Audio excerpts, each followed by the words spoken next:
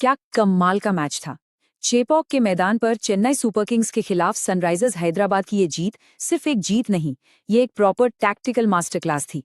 आज के इस डीप डाइव विश्लेषण में हम इसी ऐतिहासिक रन चेस को डिकोड करने वाले हैं, जहां स्पिन के जाल को तोड़कर एसआरएच ने मुश्किल परिस्थितियों में बाजी मारी। अब इस जीत की अहमियत समझने के लिए हमें थोड़ा पीछे जाना होगा। साल 2013 से लेकर अब तक चेन्नई के इस मैदान पर एसआरएच को लगातार 5 मैचों में हार का सामना करना पड़ा था। मतलब ये सिर्फ एक वेन्यू नहीं था, बल्कि उनके लिए एक बहुत बड़ी मनोवैज्ञानिक दीवार बन चुका था। इस दीवार को गिराना इस टीम के लिए सबसे बड़ी चुनौती थी। और ये पिच कितनी मुश्किल थी, इसका सटीक अंदाजा आप हेनरिक क्लासन के इस बेबाक बयान से लगा सकते हैं। शुरुआत में सिर्फ कुछ गेंदें खेलते ही उन्हें समझ आ गया था कि भाई उनके नॉर्मल आक्रमण तरीके यहाँ बिल्कुल काम नहीं आने वाले। उन्हें लिटरली इस चुनौतीपूर्ण पिच के हिसाब से अपना पूरा गेम प्लान बदलना पड़ा। तो इस पूरे चेस के दौरान असल में हुआ क्या, हम इस पूरे मेंटल बैटल को एक लॉजिकल फ्लो में समझेंगे। चेपॉक की उस धीमी पिच की चुनौती से लेकर स्पिनर्स के खतरनाक दबाव को झेलने, उस गेम चेंजिंग काउंटर अटैक और फिर प्लेऑफ्स तक पहुंचने के सफर तक सब कुछ कवर करेंगे।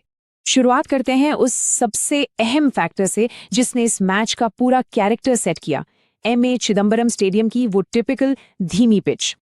हम सब जानते हैं कि एसआरएच के बल्लेबाज सपाट पिचों पर कैसे कहर ढाते हैं, राइट? एकदम हाईवे जैसी पिचों पर रन बरसाना उनकी आदत है। लेकिन यहाँ चिपॉक में कहानी बिल्कुल अलग थी। पिच दोहरी गति वाली यानी टू पेस्ट थी और गेंद काफी रुख कर आ रही थी। ऐसे में बल्लेबाजों को अपनी उस चिर परिचित आक्रामक रणनीति में भारी बदलाव करने की जरूरत थी। और यहीं से मैच उस बेहद ही तनावपूर्ण फेज में एंटर करता है जहां ये रन चेज लगभग पटरी से उतरने ही वाला था। अगर हम पारी के शुरुआती फेज को देखें तो ट्रेविस हेड का विकेट बहुत जल्दी गिर गया था। इसके बाद अभिषेक और ईशान किशन ने समझदारी से पारी को थोड़ा स्टेबल किया। लेकिन असली टेंशन तब शुरू हुई जब अकील हुसैन और नूर अहमद की स्पिन जोड़ी ने मिडिल ओवर्स में अपना शिकंजा कसना शुरू किया। रन रेट एकदम गिर गया और बल्लेबाजों के धैर्य का असली इम्तिहान शुरू हो गया। क्रिकेट की रणनीति में इसे ही स्पिन स्क्वीज कहा जाता है।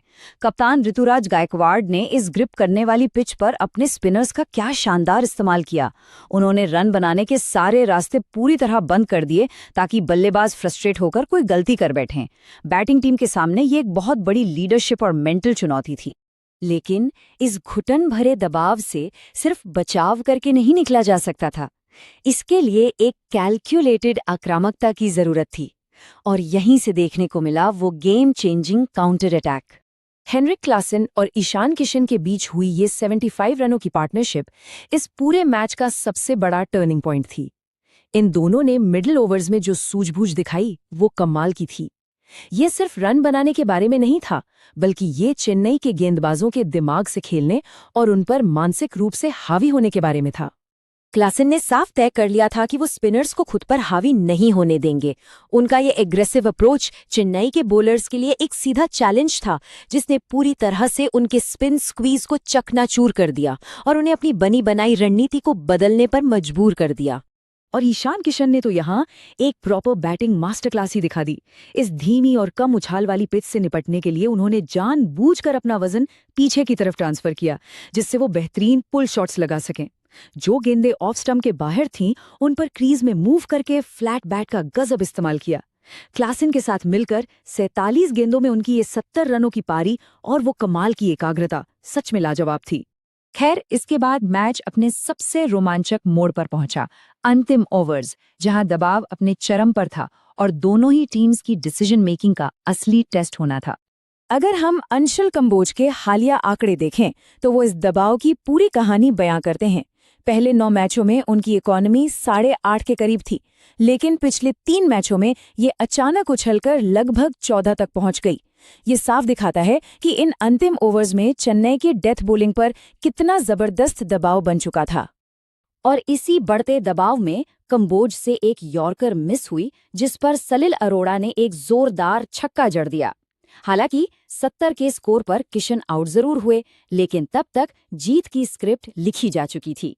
आखिर में बिना किसी हड़बड़ी के स्मरण रविचंद्रन ने एक फुल टॉस गेंद को बाउंड्री के पार भेजकर इस ऐतिहासिक चेज को पूरी परफेक्शन के साथ खत्म कर दिया।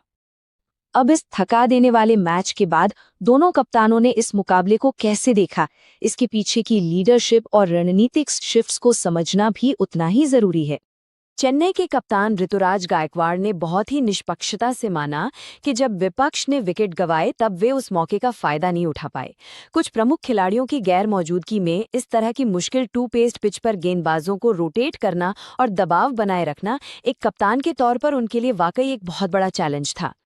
वहीं दूसरी तरफ क्लासन ने एक बहुत ही इंटरेस्टिंग बात नोटिस की कि मैच के आखिर में गेंद बल्ले पर थोड़ी बेहतर आने लगी थी।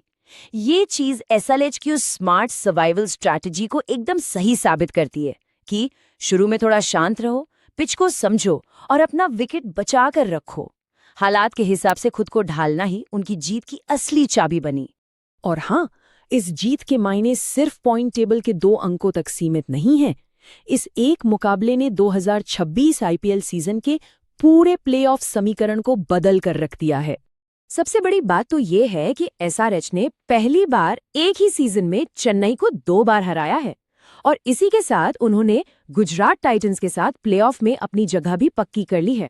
2013 से चेपॉक में चले आ रहे उस हार के सिलसिले को तोड़कर प्लेऑफ में एंट्री मारना ऑरेंज आर्मी के लिए सच में एक बहुत ऐतिहासिक पल है।